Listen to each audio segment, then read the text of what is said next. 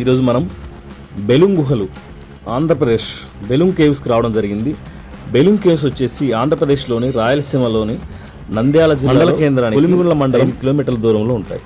భారత ఉపఖండంలోనే మేఘాలయ గుహల తర్వాత ఇవే 2వ అతిపెద్ద గుహలుగా భావిస్తున్నారు. ఇప్పుడు కనుమరుగైన చిత్రావతి నది వల్ల నిత్యం ఉండే భూగర్భ జలాల ప్రవాహం వల్ల కొన్ని వేల సంవత్సరాల కాలంలో సహజంగా ఏర్పడిన గుహలు ఇవి ఎర్రమల ప్రాంతంలోని సున్నపురాతి నిల్వలలో ఏర్పడిన గుహల సముదాయంలో ఒక భాగం.